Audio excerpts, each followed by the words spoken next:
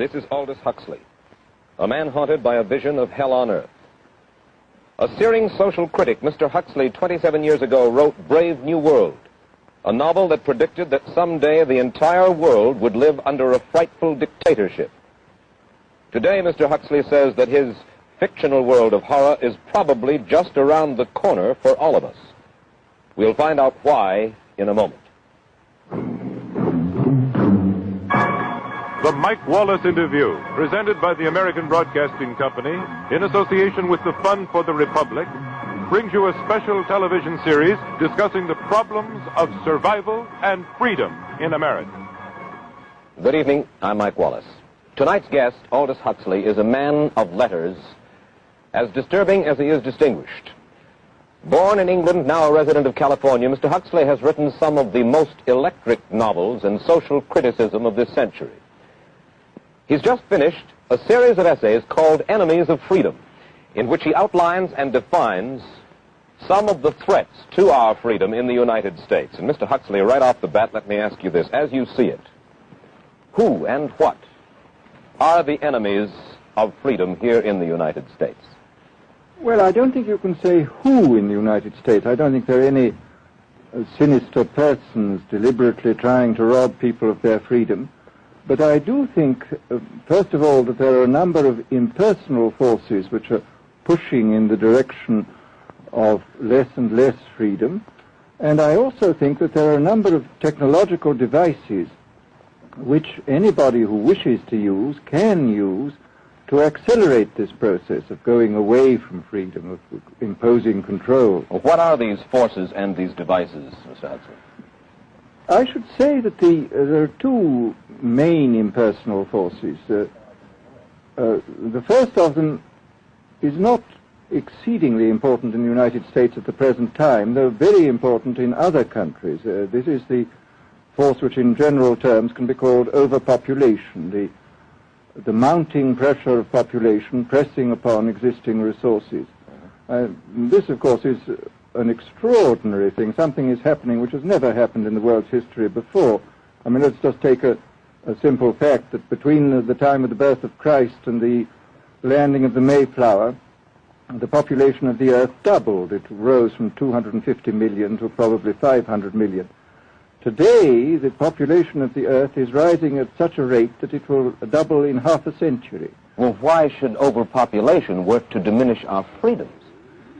Well, in a number of ways. I mean, the experts in the field, like Harrison Brown, for example, pointed out that in the underdeveloped countries, actually the standard of living is at present falling, that people have less to eat and less goods per capita than they had 50 years ago. And as the position of these countries, the economic position, becomes more and more precarious, obviously the central government has to take over more and more responsibility for keeping the ship of state on an even keel. And then, of course, you're likely to get social unrest under such conditions, with again an intervention of the central government. So that I think one sees here a pattern which seems to be pushing very strongly towards a totalitarian regime. And unfortunately, as in all these underdeveloped countries, the only highly organized political party is the Communist Party, it looks rather as though they will be the heirs to this unfortunate process, that they will step into the position of power. Well, then, ironically enough, one of the greatest forces against communism in the world, the Catholic Church, according to your thesis, would seem to be pushing us directly into the hands of the communists because they are against birth control. Well, I think this strange paradox probably is true. There is it's an extraordinary situation, actually. I mean, one has to look at it, of course, from a biological point of view. The whole essence of biological life on Earth is a question of balance, and what we have done is to practice death control in a most intensive manner without balancing this with the birth control at the other end. Consequently, the birth rates remain as high as they were, and death rates have fallen substantially. All right, then. So much for the time being, anyway, for overpopulation. Another force that is diminishing our freedoms. Well, another force which I think is very strongly operative in this country is the force of what may be called over-organization. As technology becomes more and more complicated, it becomes necessary to have more and more elaborate organizations, more hierarchical organizations. And incidentally, the advance of technology has been accompanied by an advance in the science of organization. It's now possible to make organizations on a larger scale than was ever possible before. And so that you have more and more people living their lives out as subordinates in these hierarchical systems controlled by bureaucracies, either the bureaucracies of big business or the bureaucracies of big government. Mm-hmm. Mm-hmm. Now, the devices that you were talking about, are there specific devices or methods of communication which diminish our freedoms in addition to overpopulation and over-organization? Well, there are certainly devices which can be used in this way. I mean, let us take, after all, a piece of very recent and very painful history is the propaganda used by Hitler, which was incredibly effective. I mean, what were Hitler's methods? Hitler used terror on the one kind, brute force on the one hand, but he also used a very efficient form of propaganda, which he was using every modern device at that time. He didn't have TV, but he had the radio, which he used to the fullest extent, and was able to impose his will on an immense mass of people. I mean, the Germans were a highly educated people. Well, we're aware of all this, but how do you equate Hitler's use of propaganda with the way that propaganda, if you will, is used, let us say, here in the United States? Are you suggesting that there is a parallel? Needless to say, it's not being used in this way now, but the point is, it seems to me, that there are methods at present available, methods superior in some respects to Hitler's method, which could be used in a bad situation. I mean, what I feel very strongly is that we mustn't be caught by surprise by our own advancing technology. This has happened again and again in history. Technology has advanced, and this changes social conditions, and suddenly people have found themselves in a situation which they didn't foresee and doing all sorts of things they didn't really want to do. Well, now, what do you mean? Do you mean that we develop our television, but we don't know how to use it correctly? Is that the point that you're making? Well, at present, the television, I think, is being used quite harmlessly. It's being used, I think, I would feel it's being used too much to distract everybody all the time. But, I mean, imagine, which must be the situation in all communist countries, where the television, where it exists, is always saying the same thing the whole time, is always driving along. It's not creating a wide front of distraction, it's creating a one-pointed drumming in of a single idea all the time. It's obviously an immensely powerful instrument. So you're talking about the potential misuse of the instrument. Exactly. We have, after all technology is in itself morally neutral. These are just powers which can either be used well or ill. It's the same thing with atomic energy. We can either use it to blow ourselves up, or we can use it as a substitute for the coal and the oil which are running out. You've even written about the use of drugs in this light. Well, now, this is a very interesting subject. I mean, in this book that you mentioned, this book of mine, Brave New World, I postulated a substance called soma, which was a very versatile drug. It would make people feel happy in small doses. It would make them see visions in medium doses, and it would send them to sleep in large doses. Well, I don't think such a drug exists now, nor do I think it will ever exist, but we do have drugs which will do some of these things, and I think it's quite on the cards that we may have drugs which will profoundly change our mental states without doing us any harm. I mean, this is the pharmacological revolution which has taken place, that we have now powerful mind-changing drugs, physiologically speaking, are almost costless. I mean, they are not like opium or like cocaine, which do change the state of mind, but leave terrible results physiologically and morally. Mr. Huxley, in your new essays, you state that these various enemies of freedom, are pushing us toward a real-life, brave new world, and you say that it's awaiting us just around the corner. First of all, can you detail for us what life in this brave new world which you fear so much, or what life might be like? Well, to start with, I think this kind of the dictatorship of the future, I think will be very unlike the dictatorships which we've been familiar with in the immediate past.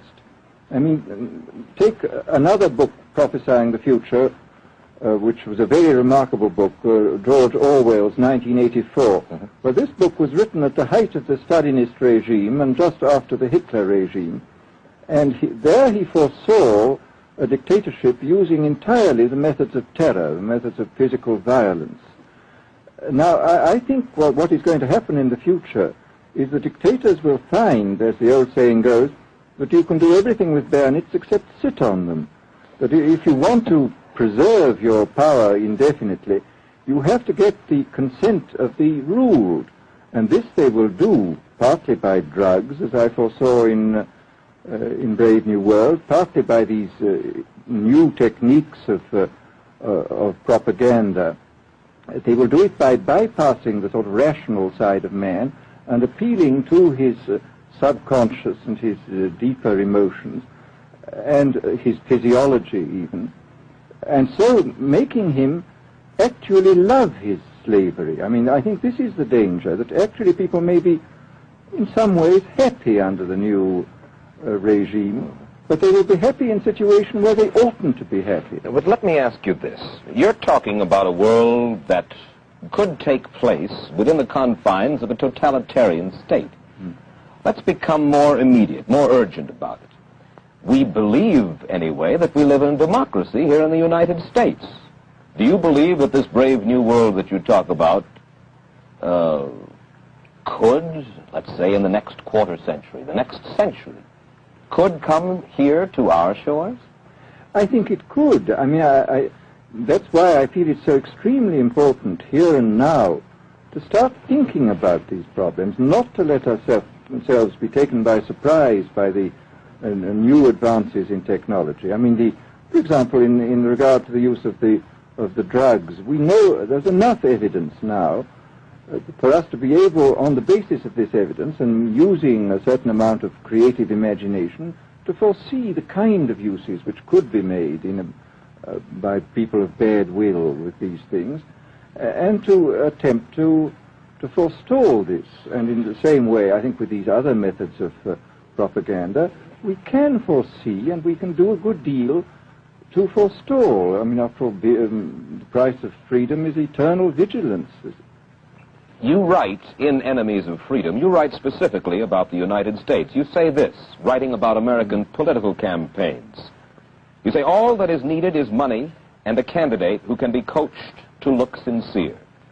Political principles and plans for specific action have come to lose most of their importance. The personality of the candidate, the way he is projected by the advertising experts, are the things that really matter. Well, this is... during the last campaign, there was a great deal of this kind of statement by the advertising managers of the campaign parties, this idea that the candidates had to be merchandised as though they were soap or toothpaste, and that you had to depend entirely on the personality. I mean, the personality is important, but there are certainly people with an extremely amiable personality, particularly on TV, who might not necessarily be very good in positions of political trust. Well, do you feel that men like Eisenhower, Stevenson, Nixon, with knowledge of forethought, were trying to pull the wool over the eyes of the American public? No, but they were being advised by powerful advertising agencies who were making campaigns of a quite different kind from what had been made before. And I think we shall see probably all kinds of new devices coming into the picture. I mean, for example, this thing which got a good deal of publicity last autumn, subliminal projection. I mean, as it stands, this thing, I think, is of no menace to us at the moment.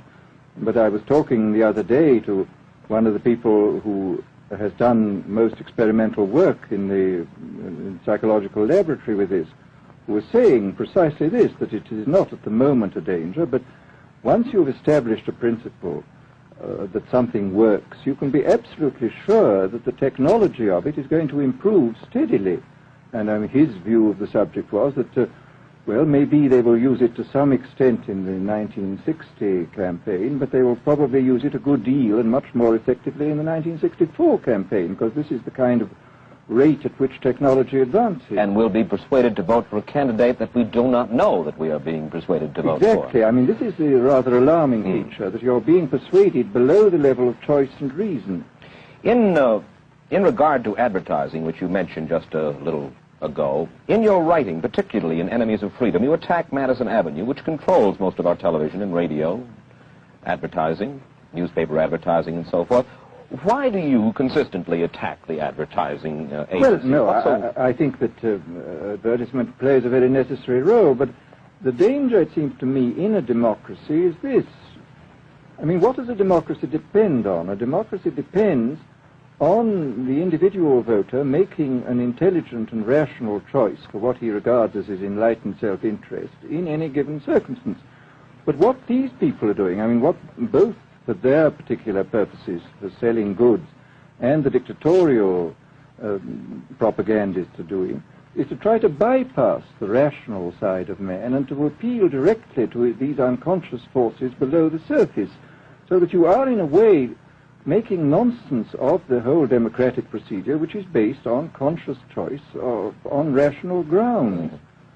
Of course, well, maybe you have just answered this next question, because in your essay you write about television commercials, not just political commercials, but television commercials as such, and how, as you put it, today's children walk around singing beer commercials and toothpaste commercials, and then you link this phenomenon in some way with the dangers of a dictatorship.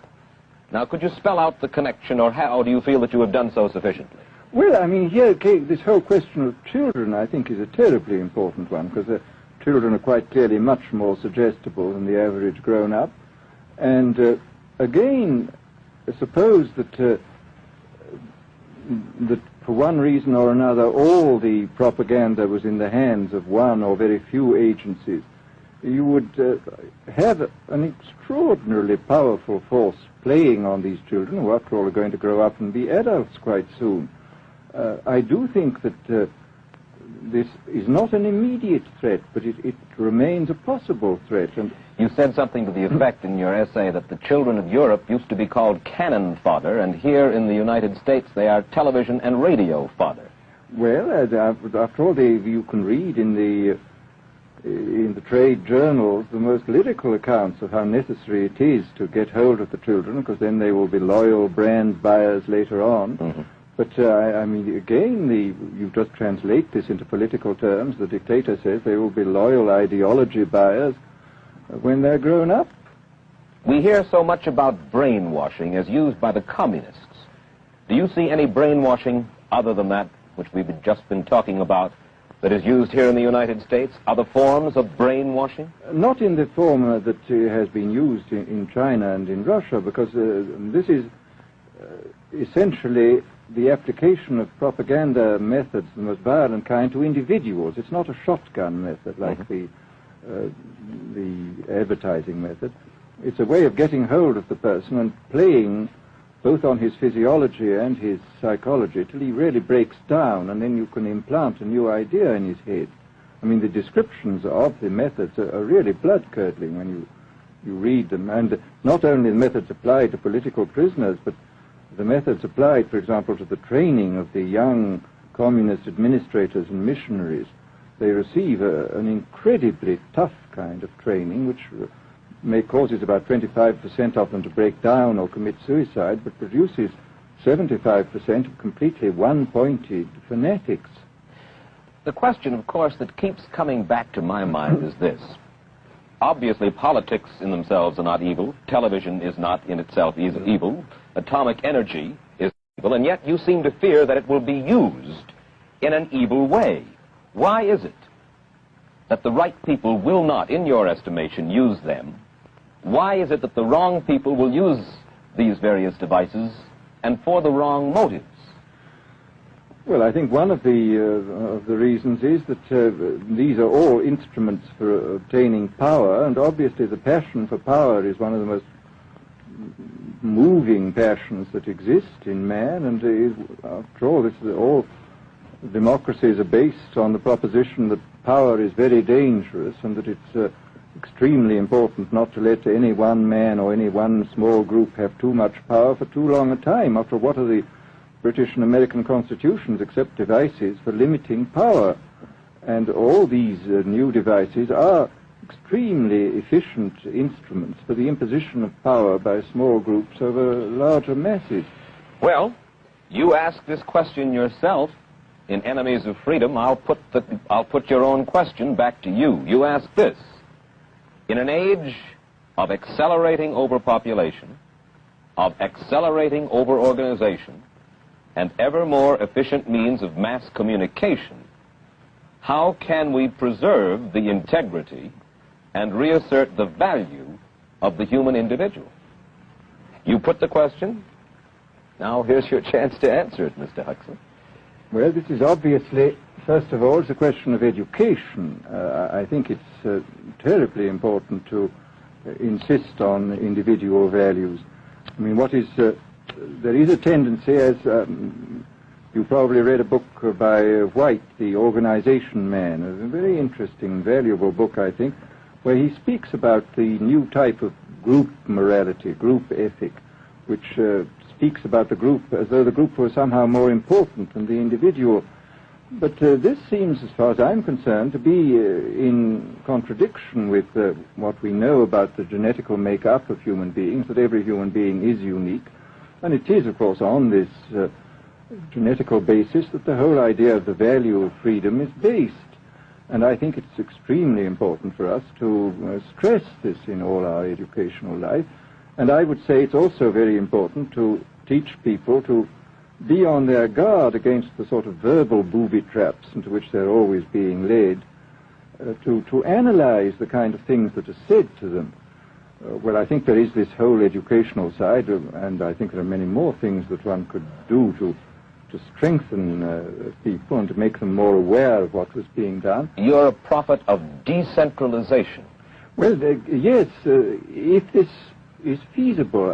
It's one of the tragedies, it seems to me. I mean, many people have been talking about the importance of decentralization in order to give back to the voter a sense of direct power. I mean, the voter in an enormous electorate feels quite impotent, and his vote seems to count for nothing. This is not true where the electorate is small and where he is dealing with a group which he can manage and understand. And if one can, as Jefferson, after all, suggested, break up the units into smaller and smaller units, and so get a real self-governing democracy. Well, that was all very well in Jefferson's day, but how can we revamp our economic system and decentralize and at the same time meet militarily and economically the tough challenge of a country like Soviet Russia? Well, I think the answer to that is that there are, it seems to me that industrial production is of two kinds. I mean, there are some kinds of industrial production which obviously need the most tremendously high centralization, like the making of automobiles, for example.